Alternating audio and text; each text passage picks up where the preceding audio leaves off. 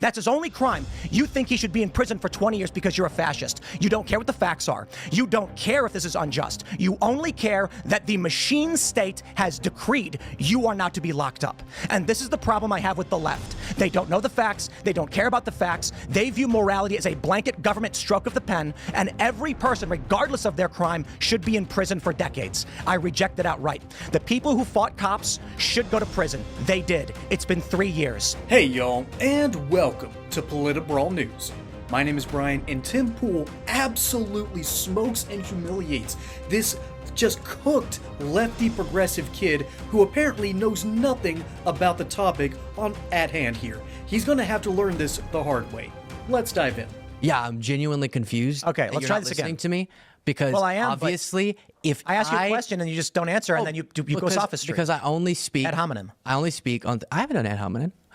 All you're doing is saying you do this, you do that, you do this. You're not actually giving me substance. Oh no. I was saying I was just shocked that you didn't listen to my substance earlier. But yeah. So the January 6th. While I'm only going to speak on things I'm very informed on, so I'm not going to tell you exactly to the month that they should get.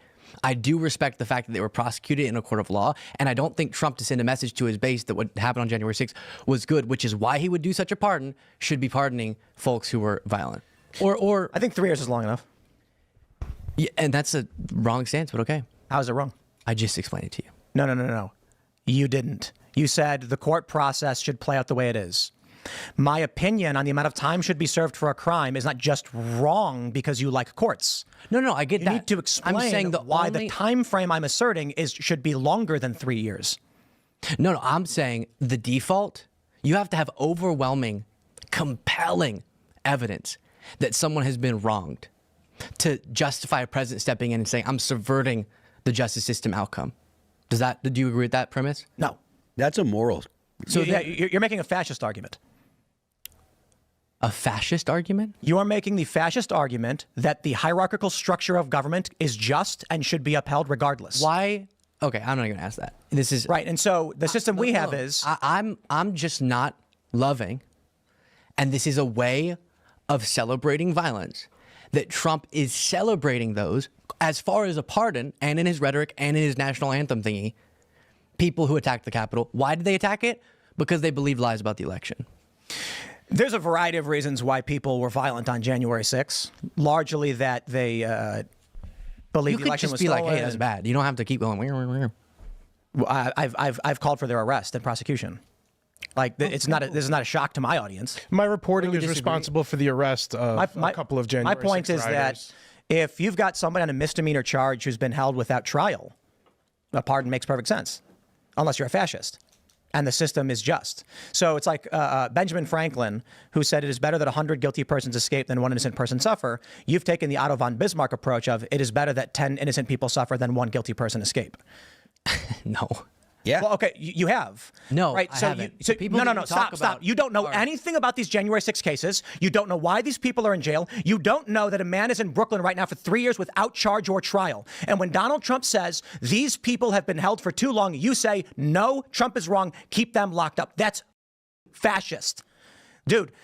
You've been sitting here with no knowledge of the specifics of some of these cases. There is a man in Brooklyn right now. I'm going to say it again. No charges whatsoever brought. He's been in jail for 3 years. For you to sit there and say it is good that he remains locked up is fascism. That is saying the hierarchical system of the courts and the government is just, and the process is all that matters. And I am saying perhaps 3 years is enough, because I actually have moral logic and an understanding of these cases. Hence, my position on January 6th has always been the people who have attacked police must go to prison. But 3 years is a long time for assault on an officer. We have seen people on the far left, notably when they were firebombing shit all across Minnesota, 33 people murdered. And how many criminal charges do we get for this? When they firebombed a police station and forced the police to evacuate. On May 29th, 2020, when thousands of far leftists firebombed the White House grounds and set fire to St. John's Church and injured 100 police officers, how many people went to prison for 3 years. How many of them who never showed up on that day are in prison for 20 years? Enrique Tarrio wasn't even in D.C. on January 6th. And you are saying that man who his only crime was, quote, don't leave. That's his only crime. You think he should be in prison for 20 years because you're a fascist. You don't care what the facts are. You don't care if this is unjust. You only care that the machine state has decreed you are not to be locked up. And this is the problem I have with the left. They don't know the facts. They don't care about the facts. They view morality as a blanket government stroke of the pen, and every person, regardless of their crime, should be in prison for decades. I reject it outright. The people who fought cops should go to prison. They did. It's been 3 years. Brilliant. This is simply brilliant. There's a whole lot to unpack here, but let me just try to explain something. First off, Gen Z, their brains, for the most part, let's be honest, particularly the progressive ones, their brains are cooked. Okay, they have been completely raised in an era where No Child Left Behind basically incentivize federal governments, state governments, and local governments to either lie about the status of their students or to change the laws at the last second and basically allow bad test takers to pass certain criteria so they can actually get federal funding.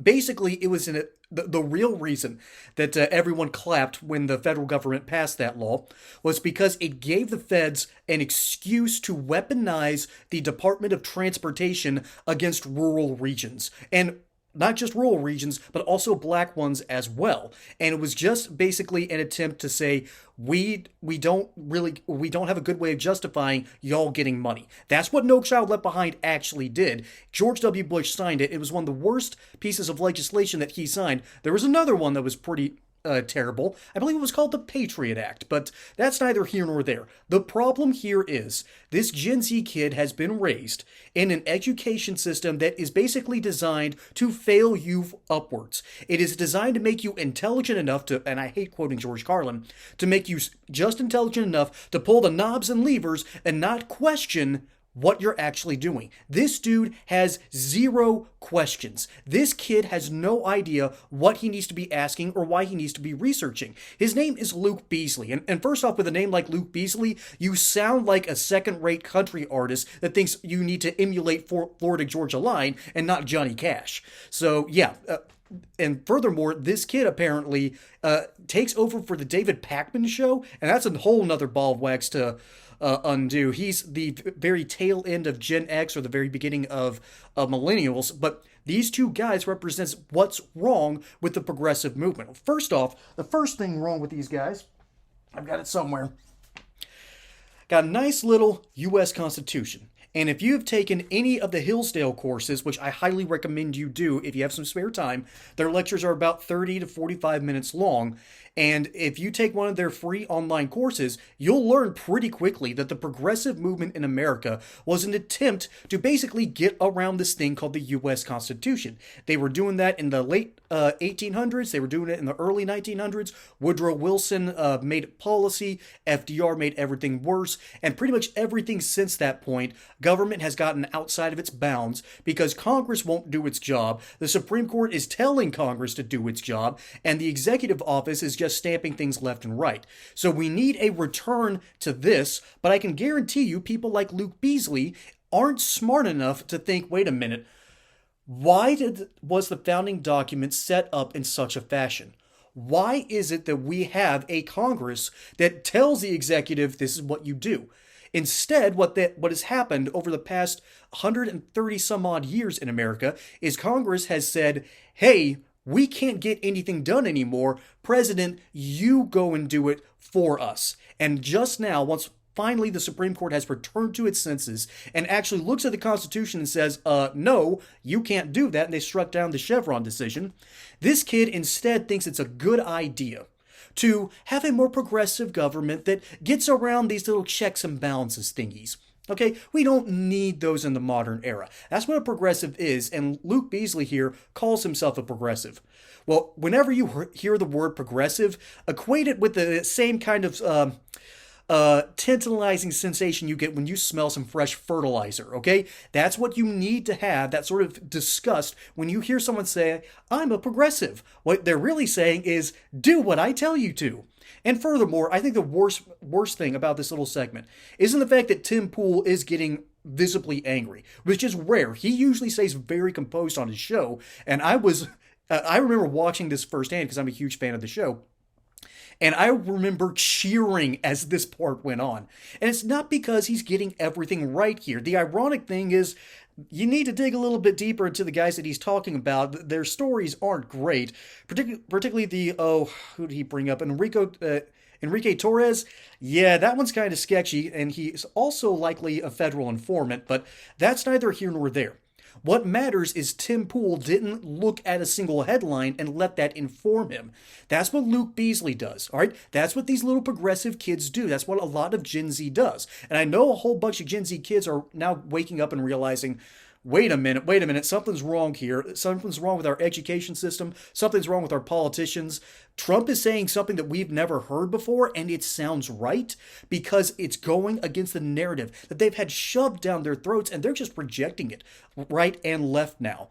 The kids are rejecting the woke ridiculousness. They're rejecting the progressive policies because they know something doesn't smell right.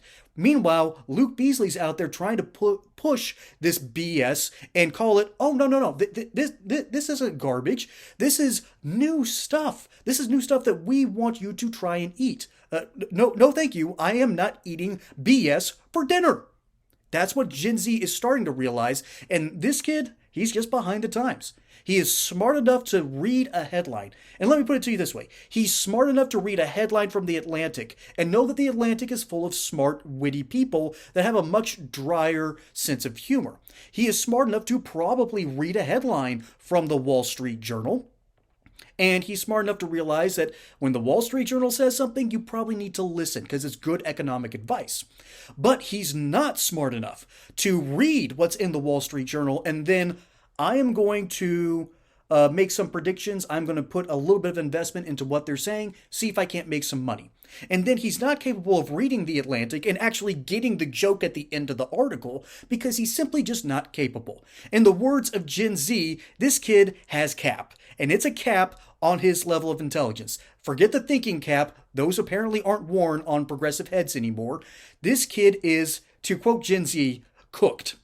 And I'd say bless his heart, but I think Tim Pool cooked him past the point of no return, and he has not really been on Twitter ever since. This kid's career, I think, just ended, all because Tim Pool got angry with him on his podcast. This is absolutely fantastic, and every progressive, please, read what's in this, and then ask yourself, why did we set it like that, and why has it worked so well, and why do you keep losing? Because Daddy's home, the Constitution is back in business. The Supreme Court is telling the Continental Congress, the American Congress, do your job. And now it's time for Americans to start doing their jobs. It's time for Trump to start doing his. And Luke, buckle up, because it's going to be one bumpy ride for you. It's going to be fun for the rest of us. But like I said, you're kind of cooked here, kid. Bless your heart. Folks, my name is Brian. Hope you enjoyed that segment here on Politibrawl News. Don't forget to like and subscribe. Catch you on the next one. And until then, y'all have a good one.